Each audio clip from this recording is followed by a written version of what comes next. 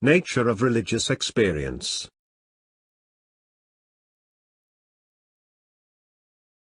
What does the exam board expect you to know?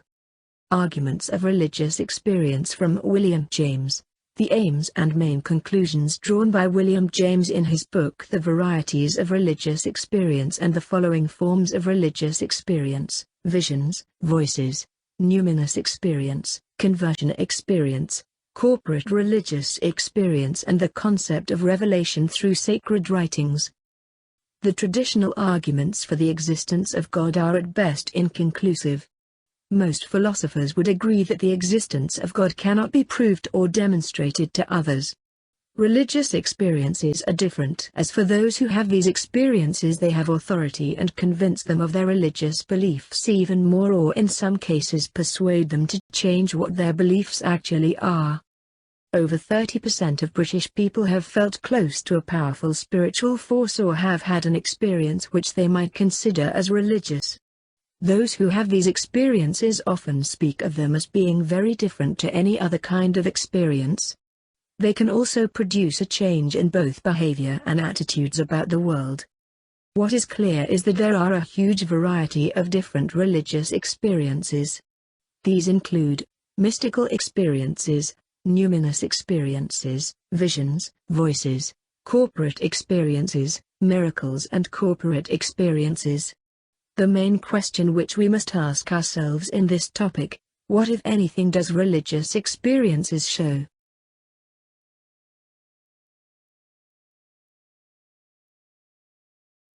Differences between a mystical and a numinous religious experience. Mystical feeling at one with God. God is revealed directly. Numinous experiences of awe and wonder in the presence of an almighty God. Difference being you are not at one with God, you are just in the presence.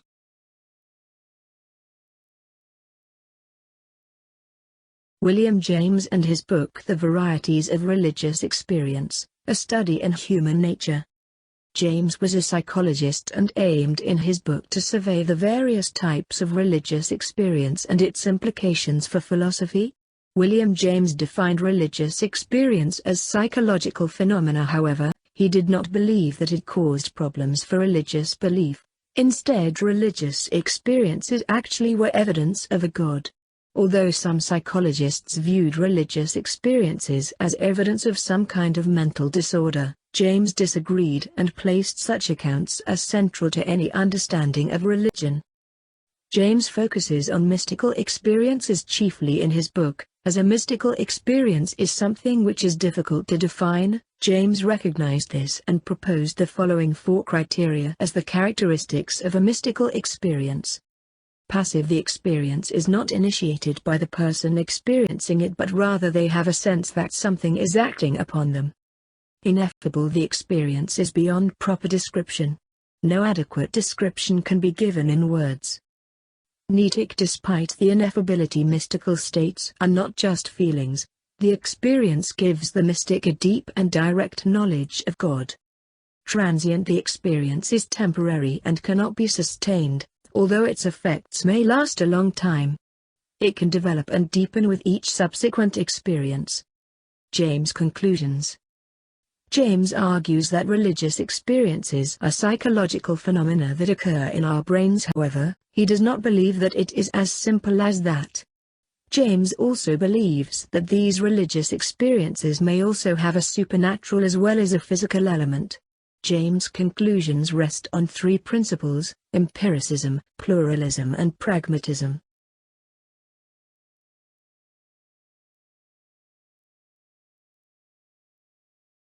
Empiricism. As a psychologist, James is committed to an empirical approach. The many case studies he produces are empirical evidence of the effects of a religious experience. It is evidence that there could be something beyond what we see and hear.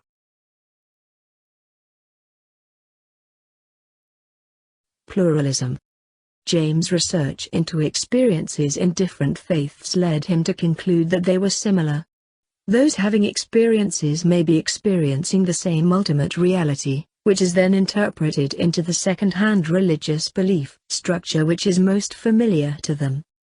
can be used to criticize Hume's argument on miracles.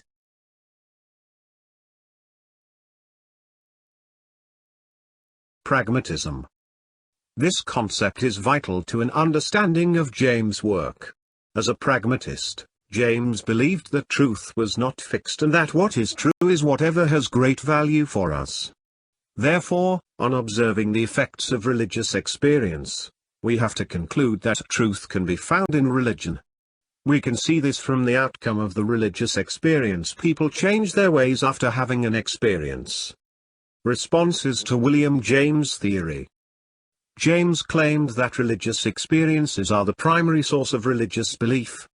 However, many psychologists and sociologists claim that religious experiences only happen to people who are already members of a religious tradition.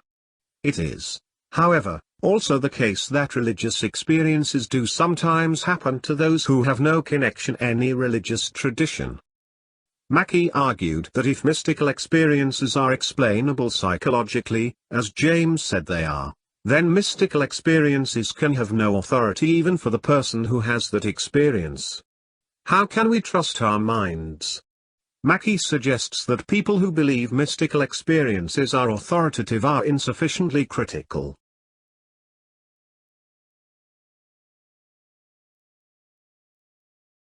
Otto and the numinous experience.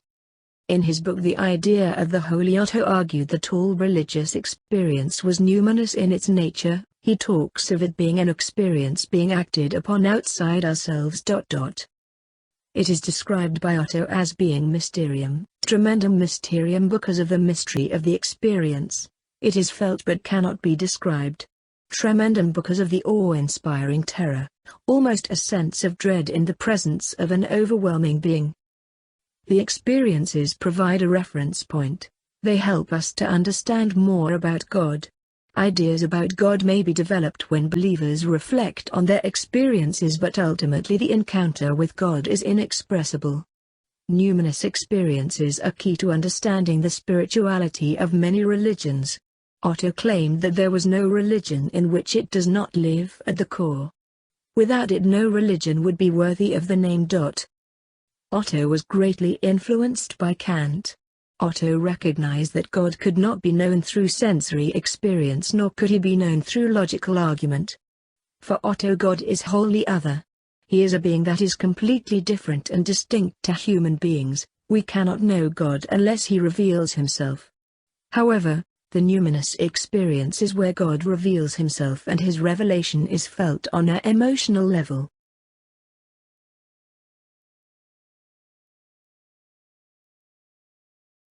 Is all religious experience numinous?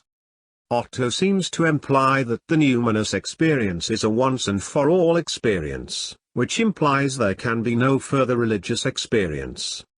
To suggest that all religious experience is too simplistic, even Otto in places seems to contradict himself. He states that the experiences come from the deepest cognitive apprehension, yet he also states that the theological ideas come after the experience. Numinous experiences cannot be the only ones, as other types of experiences are well documented.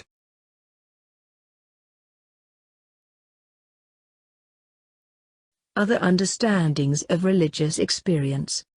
Schleiermacher agreed with Otto that religious experiences are primarily emotional. These emotions are deeper than reason. Schleiermacher believed that the experiences are not numinous but are at their core a feeling of absolute dependence upon the divine. Experiences are a dependence upon a source of power that is distinct from the world and at the very heart of religion. Theology and interpretations arise afterwards as people reflect on their experiences. Martin Buber viewed religious experiences as being analogous to intimate personal relationships that he called I-thou relationships. This differs from the I-it relationships we have with objects or when we treat people as objects. The I-thou is a mutual interaction. We may experience I-thou relationships when we encounter nature, in deep friendships, and most importantly by experiencing God.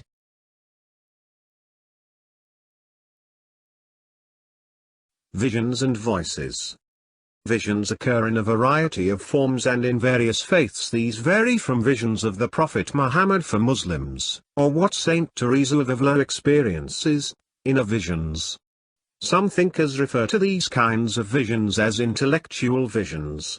The vision is not the same as seeing an external object with the eyes. It is instead a clear vision with the mind's eye. Religious believers who have these types of visions would argue that they are far too profound to be mistaken for the imagination. However, some psychologists such as Freud would argue that this could be caused by exhaustion or even schizophrenia. Voices are a dramatic type of religious experience. These are usually the voice of God or, in the case of revelation to Muhammad, the voice of an angel mediating the words of God, or Paul conversion in Acts 9. Augustine's experience. The conversion of Augustine is an example of voices. He hears the voice of a child and interprets it as the voice of God communicating with him. This shows that religious events may not always be supernatural. They can be natural events in which we interpret to have religious significance. Are these visions and voices genuine religious experiences? Saint Teresa of Avila offered 2 tests to determine whether an experience is genuine. Does it fit in with Christian teaching, and does the experience leave the individual feeling peace? However, there is no evidence to prove that these visions and voices are actually from God and they are not a result of some kind of mental illness.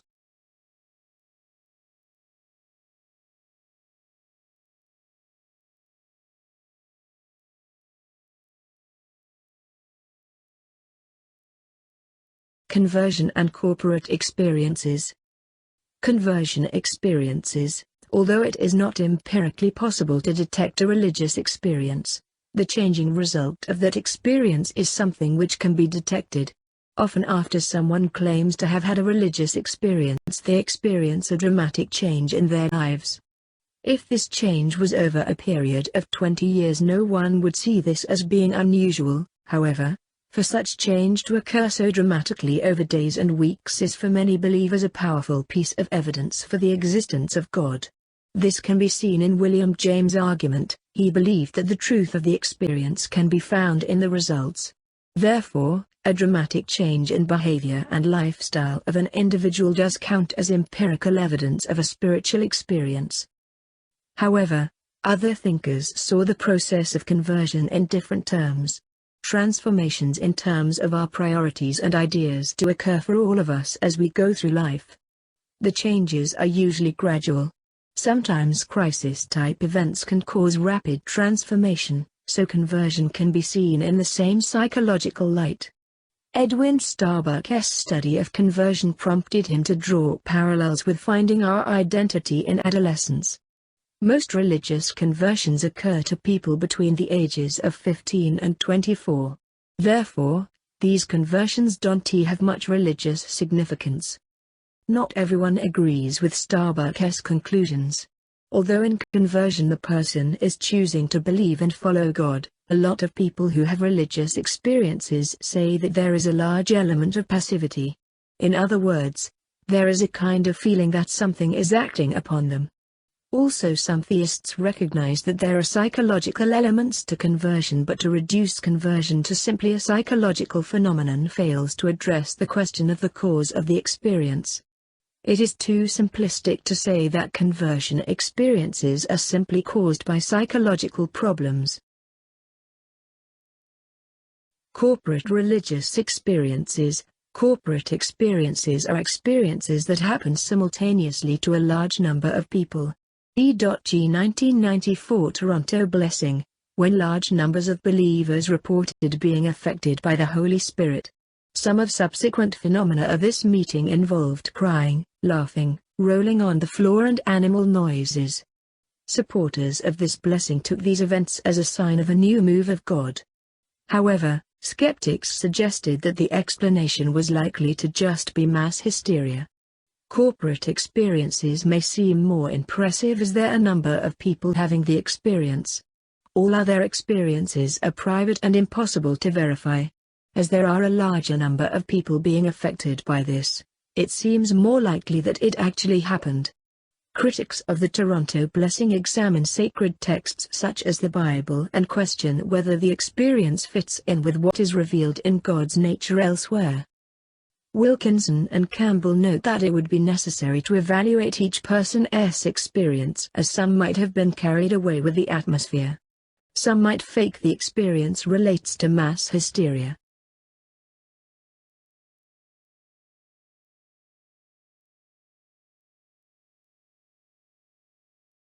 Swinburne's defense of religious experience.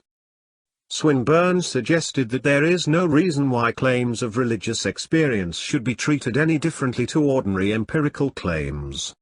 Swinburne offers two principles to support this. Principle of credulity states that we must accept what appears to be the case unless we have evidence to the contrary. The clear evidence to the contrary may mean that you have good reason to doubt the person, you prove that God does not exist, or you show that the experience was not caused by God. Principle of testimony states that, unless we have positive evidence that they are misremembering or are untrustworthy, we should believe the testimony of the experience.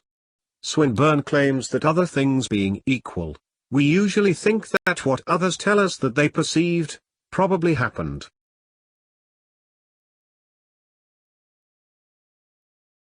Weaknesses of religious experiences proving the existence of God.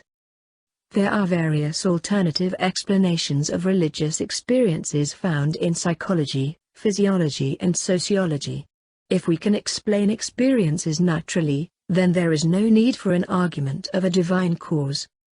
Religious experiences are usually something which are private. The experience may convince its subject it is caused by God, but there is no proof that it happened, as it did nothing for anyone else. Russell rejected the argument of religious experiences proving the existence of a divine being, as it is impossible to confirm or deny what is happening inside someone else's mind. Believers tend to interpret their experiences in light of the event, their judgment could be clouded. As Hume argues, all different religions claim to have experiences, they cannot all be right.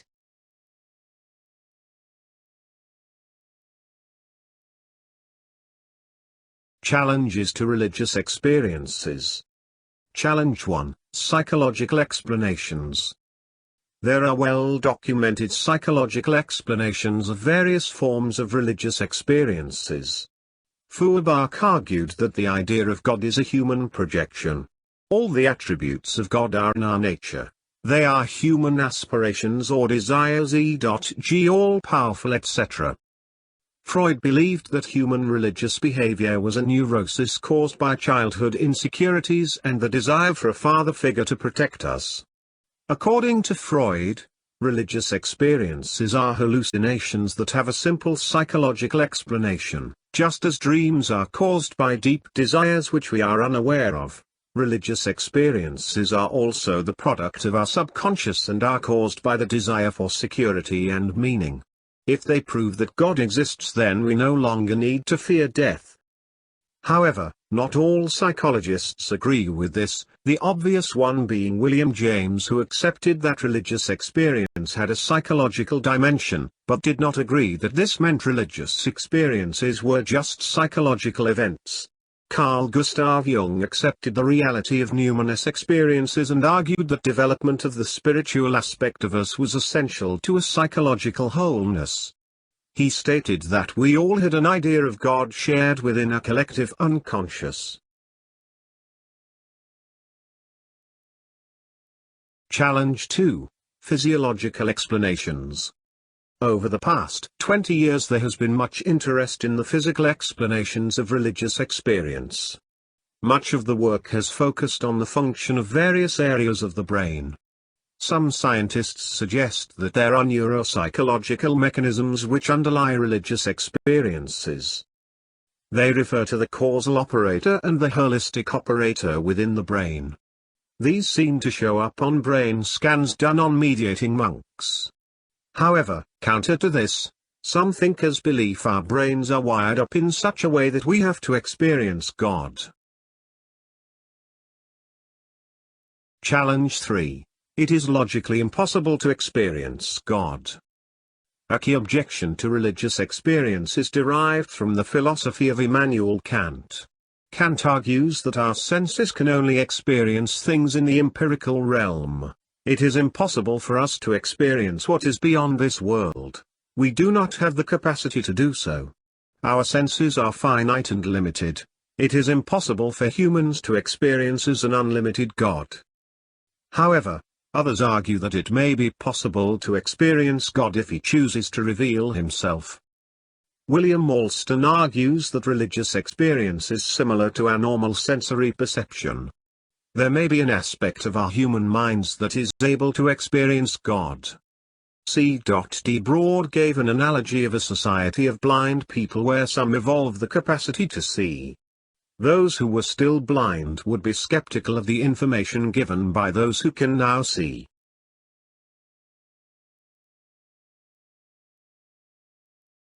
Thank you for watching. If you want this channel to upload more videos on A-level religious studies, please like this video and subscribe this channel.